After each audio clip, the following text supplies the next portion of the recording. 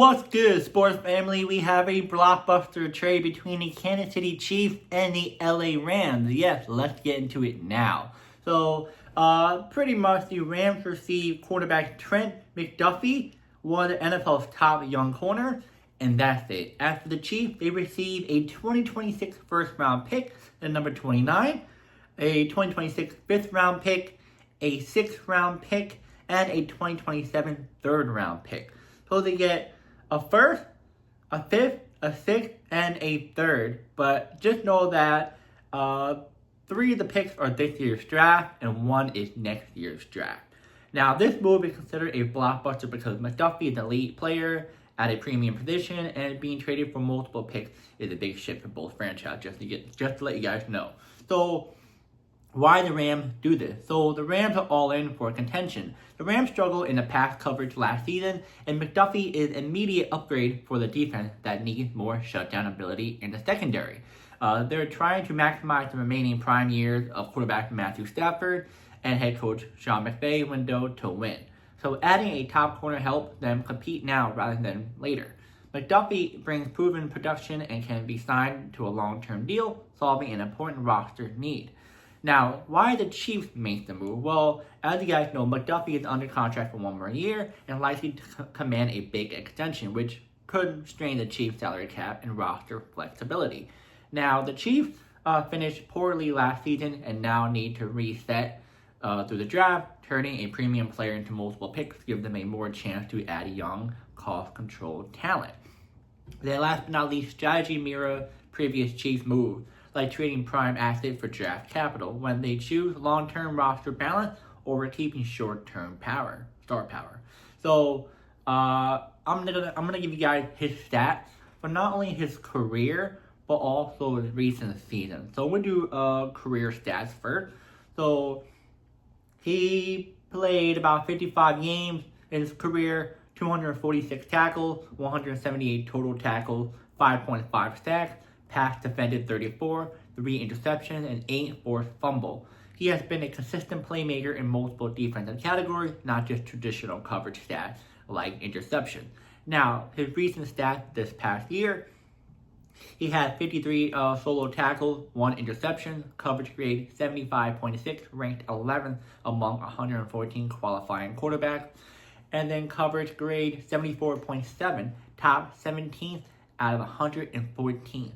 And then run defensive grade 78.5, top 11, and pass rush and pressure for pressure. Those grades show that he's not a man coverage guy. He helps against the run and contribute in blitz. Now, he has honors and he's recognized as AP First Team All-Pro in 2023, AP Second Team All-Pro in 2023 as well, and a high placement in PFF overall defensive grade, top 3rd among quarterbacks in the 2024 season. Now, I'm going to give you guys his strength and other stuff. So the strength he's going to be bringing for the Rams is this. Elite coverage and versatility. McDuffie has excelled both in coverage and in multiple defensive roles, slot and outside. He is consistently graded as among the top corners in the league, with strong overall and coverage grade showing his limit big play. Then we got distributed playmaker. In addition, he brings pressure ability. He also has tackles for loss, sack, and pressure unusual for a cornerback. His physically and tackling help support run defense and contain screen and short routes.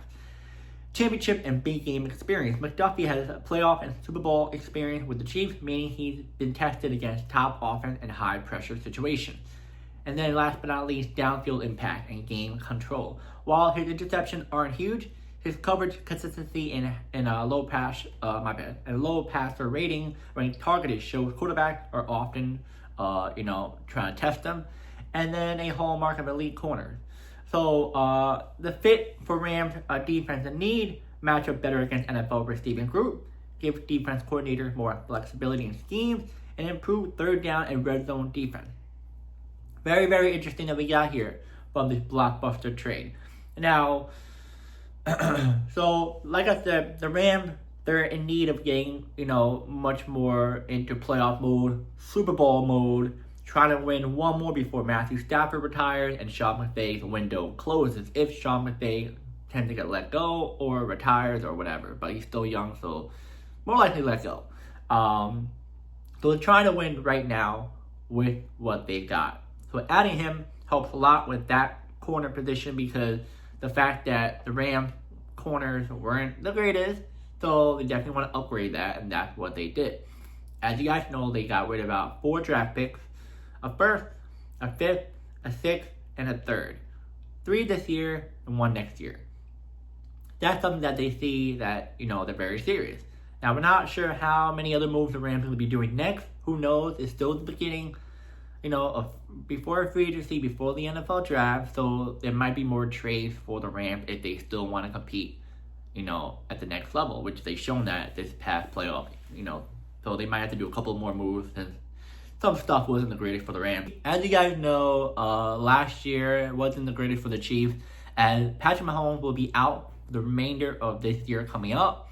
And then the fact that the whole offense just hasn't been the greatest.